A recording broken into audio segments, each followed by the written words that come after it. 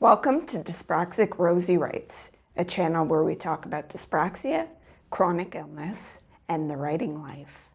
In this video, I wanted to briefly address something that has been very much a concern I have heard time and time again amongst circles of neurodivergent creatives in particular, about the matter of prioritizing your time where you don't have the traditional structure of a 9-to-5 office or anything like that when you're transitioning into freelancing in particular. As someone who has been doing this for quite some time, I have made my fair share of mistakes along the way, but I have found my own way and my own rhythm that works. And I wanted to really share what particularly has worked in order to make sure that I'm still getting things done that I need to get done, even when there isn't a traditional time frame set out for me, and still remember to do all the other important things along the way, like getting out to exercise or drinking some water or remembering to eat lunch today. So yeah, let's go over that in a minute. One of the ways I've found in order to maintain and create that structure where that structure doesn't exist, is to try and create one concrete goal per day. So always go into every single day where I'm going to sit down and work with one goal. And I always keep it as specific as possible. I focus it on, I'm going to spend a certain amount of time on this task, or I'm going to write this many emails, or I'm going to reach out to this one very specific person, or even I'm going to reach a certain word count today. And that really acts as the anchor for my whole day. And I highly recommend that approach because, especially if you're neurodivergent in a sense that you have sensory issues or ADHD, there is always this temptation to go after the shiny object and feel like, oh, well, there's the client project, but I can also chase after 5 other things that I noticed on Facebook that my peers are doing without considering what is the most immediately urgent and what can get the most immediate results and who needs what the most immediately. On that note of sensory issues, another one that I think is crucial to consider is the factor of your existing distractions. For the neurodivergent folks that have sensory issues, basically meaning you are under or oversensitive to certain sensory stimuli, so sound or things like smell or texture, any of the 5 senses that we've learned about in school, that is something that if you are having trouble focusing on certain tasks, it may mean that you need more or less of this sorts of stimuli. So the best way to find out is through a process of experimentation. Are you more focused if you have noise-canceling headphones on? Are you more focused if you have the TV on in the background? Are you more focused if you have a certain form of aroma in the room?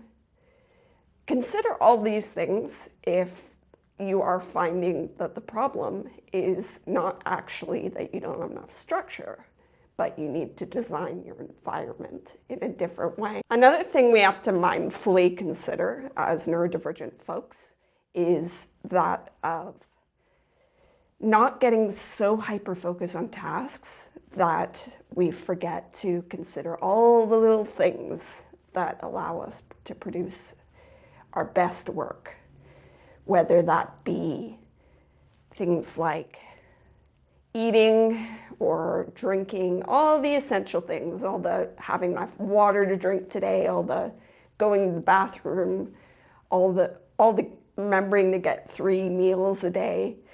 So the reason why many of us forget these things sometimes is because of something called time blindness. This is something I have discussed in my speaking engagements before. And time blindness essentially means that when participating in tasks, you don't have an intuitive sense of how much time has passed. You will just sit down and do the task, and someone will tell you that 5 minutes has passed or 5 hours has passed, for example. Well, hopefully not 5 hours. And it will just feel like it was less than a minute.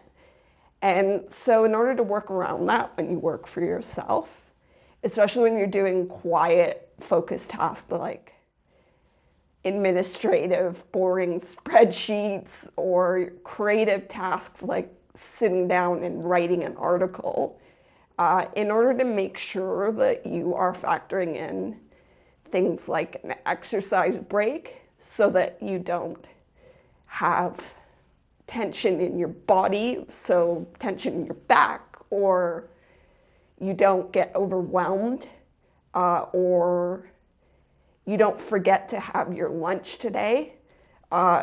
One very useful tool to work around that is to set a series of timers that after a certain amount of time encourage you to get up and move, encourage you to go have lunch, encourage you to take a break just to zone out for a minute and try again later.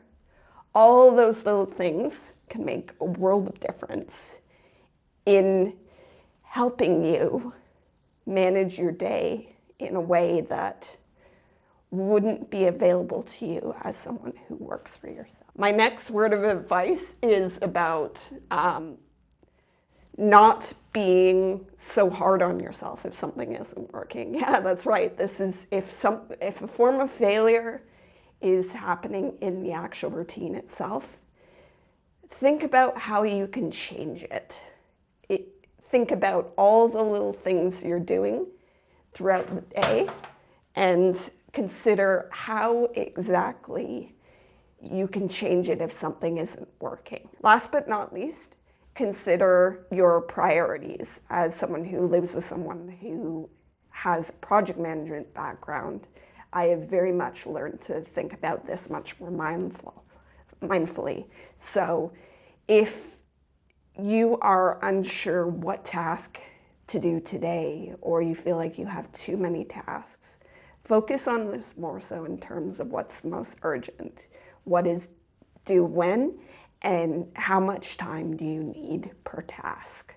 And then structure your whole day around that in particular. What tips do you use to structure your day as a freelance creative? I would love to hear more about that in the comments section. Happy reading, happy writing, my friends. Like and subscribe.